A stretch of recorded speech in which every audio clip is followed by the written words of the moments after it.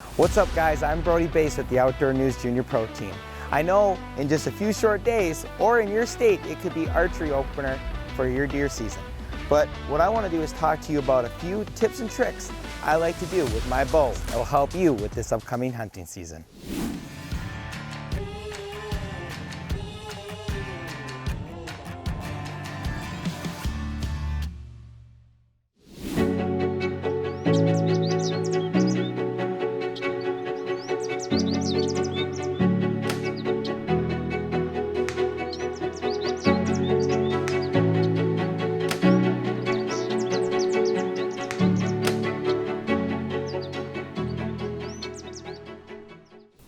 So what I have here is a Matthews Halon32. This is a few years old, but like I say, if it's not broke, don't fix it. I've added a few extra goodies to it, and it's just a really great shooting bow. I've never had any complaints about it, and I just really enjoy this bow. But there's a lot of bows out on the market today, and it's really hard to buy a really bad bow. So one thing I'd like to do when I grab a bow, or grab my bow before the season starts, or even, it doesn't matter, just picking it up, I always check the strings and see if they're frayed.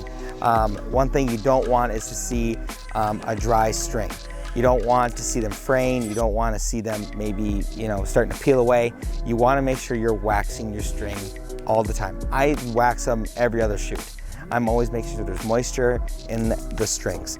I want to make sure that my fingers are sticky when I go across them, and I can feel between each part of the string that I feel moisture, I feel the stickiness of the wax. So you want to make sure that all of your strings are staying waxed, because if you don't, it could cause some damage to you, and it can cause damage to the bow, because if you don't have moisture and you pull back that bow, it could snap.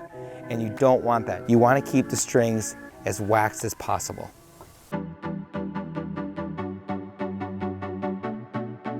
Going to knock your arrow, that you go by your rest. All rests are different. You could have a whisker biscuit, you could have a drop away. There's many different rests on the market. But what I want to do is when I go to knock my arrow, is that I want to hear a click. I want to make sure that it's there. So you want to listen for a click, because from the knock to the string, you're gonna feel it just lock in. It could lock, it may snap in twice, like I did here, but each knock is different, but you wanna make sure it's locked in there. Don't be afraid to push it in there. Practice it a few times. Make sure that it's locked in there. What you wanna do is you wanna make sure you're kinda like you're golfing. You wanna point your shoulder at where you're gonna be shooting. So what I like to do is put my feet straight, kind of feel your shoulders, kind of, loosen up, go to lock your release into your D loop.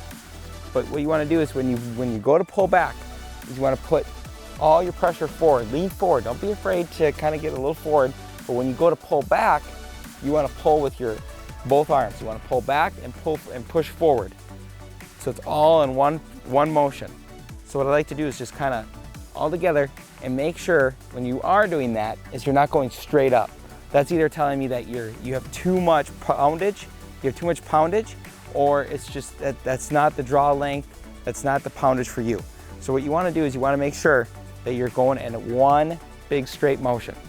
You just want to keep the bow straight there, straight in front of you, and pull back in one motion, just like this.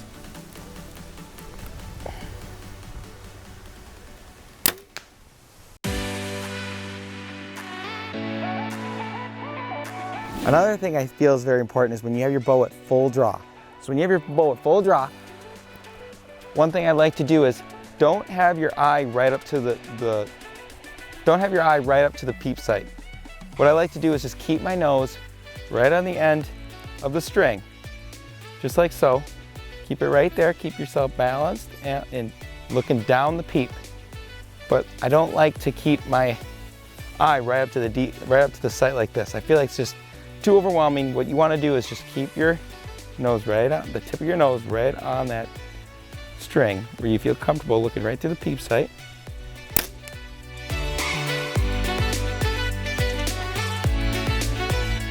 Here, full draw. is make sure you don't jerk the arrow.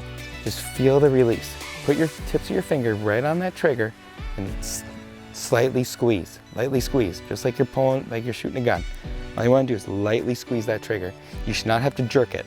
Jerking is just going to cause you're not going to be dead accurate. So just lightly squeeze that bow.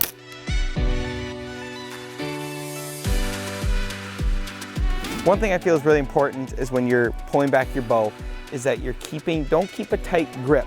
So when you're holding your bow, what I like to do is just kind of hold like my pointer finger to my thumb. I like to keep them touching.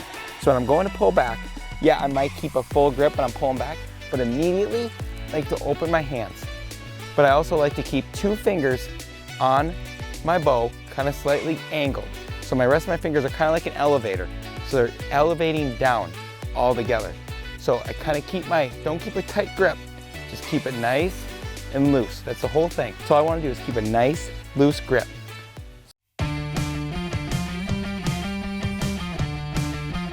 One of the biggest common mistakes that archers make is they don't hold their bow after they shoot. They immediately drop their shot. So what you want to do is when you are shooting your bow, keep everything in one position. So after I'm done shooting, what I like to do is drop my bow forward slowly. I don't like to drop it fast to see where my arrow went, because that will cause your arrow to drop and you to miss your target. So as long as you just keep it all in one position and you drop your bow, but keep it there. Keep your bow in that one position as long as you can and then drop it down after you shoot, because what will happen is that if you drop your bow too quick, you will miss your target. Well, I hope these tips and tricks help you become a better archer. For more information on the Outdoor News Junior Pro team, check us out on Facebook, Instagram, TikTok, and subscribe to our YouTube channel.